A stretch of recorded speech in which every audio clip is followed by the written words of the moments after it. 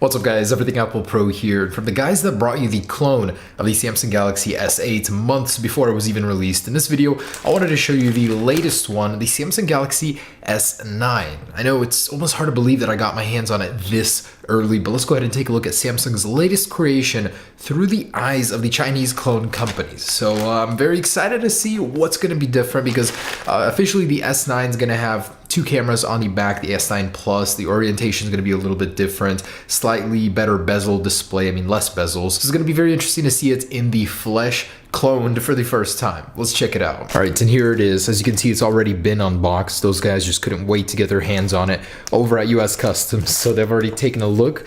Regardless though, here we go. Oh man, need a bigger knife for bigger projects. Okay.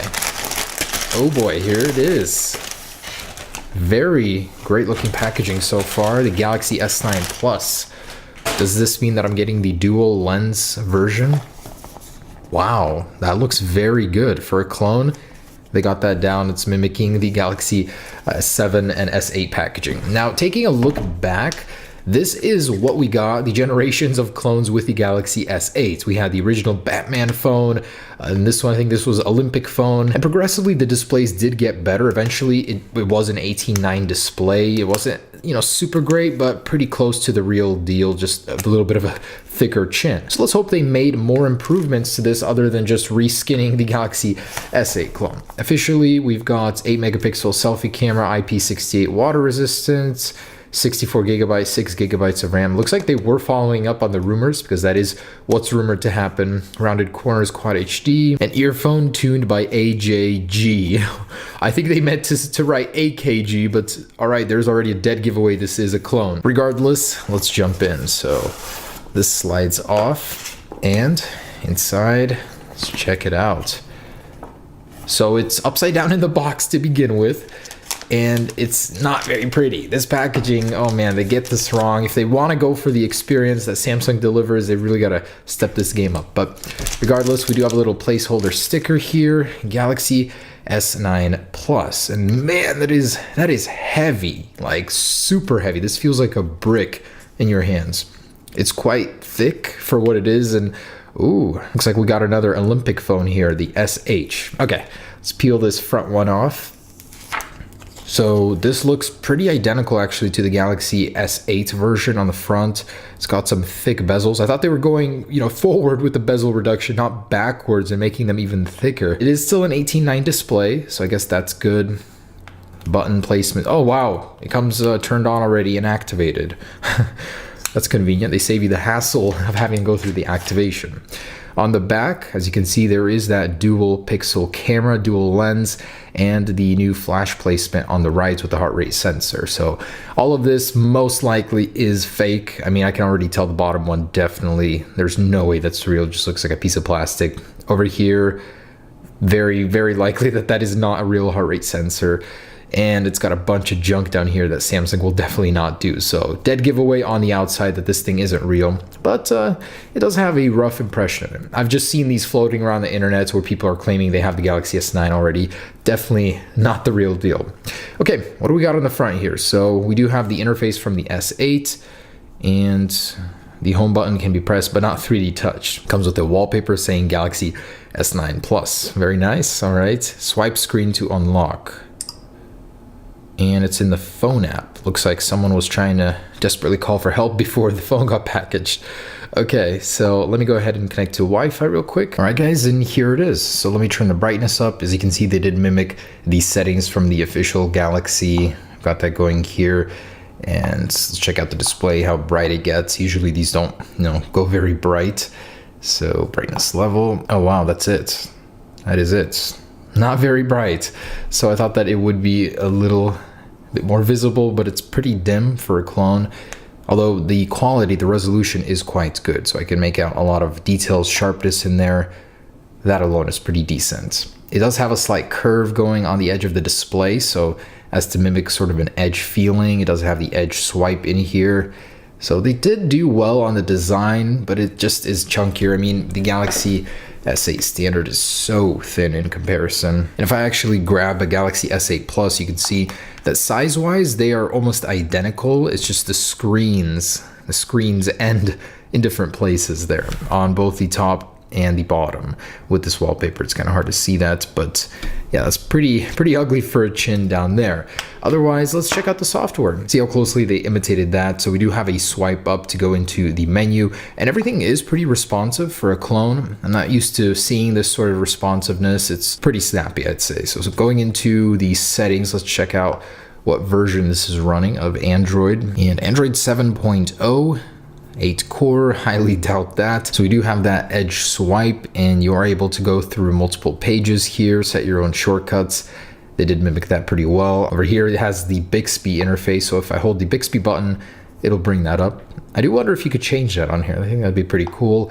Pretty decent, I'd say. I mean, it's very responsive. I like that. This is Android, so it's not like they're trying to copy Android. The iPhone clones are trying to copy the skin of the iPhone. So it's pretty basic, standard, clean Android version on here. Nothing really to show you guys that they tried to mimic. But let's go ahead and see the power, raw strength of this thing, the GPU and CPU performance. While that's installing, let's check out what's in here. So, knockoff Samsung charger, headphones tuned by AGJ or AJG, USB-C. Oh yeah, this thing does have a USB-C port, so they're on track with that. Super chunky here from the bottom. And actually comparing it to the Plus versions, you can see that one's a little thicker. Still though, this one's ridiculously chunky.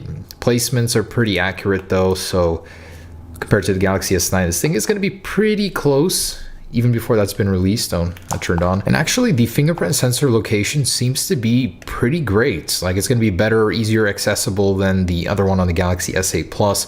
As you'll note, it's directly in the middle. You won't have to go searching for it. This one is definitely going to be a much appreciated change in the Galaxy S9. So I can't wait to use that in real life. Oh my gosh, what a overlook of detail. Over here, when you're trying to close the box, they literally did not make a slit for this little thing to go inside, so it's just flapping around here. That's literally how cheap they are with trying to produce the box. All right, so with all that installed, let's check out Geekbench 4. Show us what we have under the cover here. So 4 cores at 0 hertz. This thing is calling it out like it is. There is no octa-core processor in here. It's just for quit your BS. Those are all 0 gigahertz. On the bottom, 3 gigahertz. Highly doubt that. Android 7.0 and an MT6580 CPU, which is bottom line, completely bottom shelf. Let's see what kind of numbers we can get out of it. And that's going to be a no on the Geekbench, as the application crashed at the very end of it. I'm sure they don't want you to see the pitiful score. Although on the other hand, I did run Antutu, and this is the GPU score, 21,811. For comparison, the iPhone X gets around 200,000. So that's a 10 times difference there, and pretty in line with most clones that we're seeing. So probably no change there, although I would actually like to see the specs they listed here. And that is indeed running Android 7.0, 32-bit, a 1440 by 2560 display, which is pretty impressive. Camera 12.6 megapixels, not a chance. And RAM 3 gigabytes. No, there's no way that's 6 gigabytes. I'm sure this thing has like 1 or 2 realistically. 64 gigabytes of storage, highly unlikely. So there it is on the specs. You know, the design is there. Let's go ahead and check out a couple other things. First, the fingerprint sensor. So if it's real, because it does feel pretty genuine, I want to go ahead and see if I'm able to scan my fingerprint. So let's see if that actually works. Oh shoot. If I place my finger on it, it does sense that my finger is there, but there's no way that it just scanned my fingerprint that easily. So I'm sure it's a dud, just a touch sensor. So let's give it a test here. I'm going to lock the phone, and with the fingerprint on the back, oh, I do have to have it like this. Oh yeah. So that is ridiculously fast. I'm skeptical. Let me use a different finger. Oh wow. Yeah, that's too fast for it to be real, and it works with any finger. So it's just a touch sensor behind there to give you the impression that it is a fingerprint sensor. So next up, let's go ahead and test out that new dual lens setup, see how incredible it is, because this thing apparently on the real one is going to best the iPhone X. It's going to be an even better sensor, especially for low light. So let's check that out. All right, guys, this is the new dual lens sensor on the Galaxy S9. It is mind-bending, simply warping time itself with how great it is. As you can see, the blur reality cannot keep up with this dual lens setup camera from Android. I mean, wow. This is the first time I've actually had my reality warped in front of my eyes. as you can see, there's that. I'm literally just moving this thing around simply, and it's like I'm in another galaxy. Oh my gosh. No optical image stabilization, nothing to justify it. You need a lot of lights for video to be even remotely watchable. Otherwise, it starts blurring. And this is just like, I mean, yeah, it's getting a little dark, but it's not bad. This is awful. This actually might take the cake for being the worst, absolute worst camera I've ever seen in a clone. The front-facing camera is changing the color outside. I'm not sure what that's about. So, wow, you guys did it. The Galaxy S9 has the worst clone camera I've ever used. So, great new award. I should start a award list with that one. And I want to test out that speaker quality. I know Samsung's always suffer with that, so let's see how it sounds. So, we got a brand new one here. Oh my gosh. This video is, can we destroy it? That is actually pretty terrible. Earlier tests, we weren't actually. It sounds like I'm listening to it from really far away, even though the speaker is right here. Very quiet too, by the way. So speaker is pretty bad. All right, so lastly, I mean, I've covered everything from software to hardware. It's acceptable, I guess, for the price I paid, but I definitely wouldn't use this thing as a daily driver. I want to see what's inside this thing, so let's peel it back, check out those internals, and I'm hoping this isn't glass again, so I don't break my phone. I mean, step one, don't open it with a knife. And I believe, yeah, that's plastic, so I should be able to just pry this right off. Okay, and what secrets lie in store for us inside the new Galaxy S9? The new Exynos 9810 processor, 6 gigs of RAM.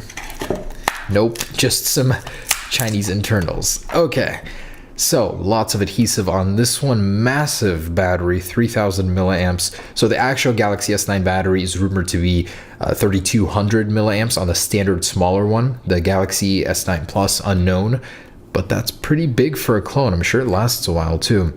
Fingerprint sensor all in one, so it's just a little basically sensor underneath it.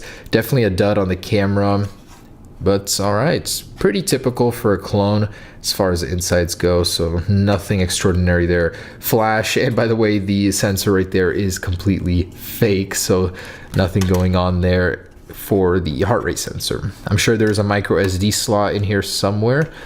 I'm not gonna get in there. All right, so there are the internals. All right, guys, so there it is, the Samsung Galaxy S9 in clone format. Do yourselves a favor and save $100 by not buying this piece of turd. So honestly, I don't like this one. The Goofone iPhone 10 clone is actually much better than this one.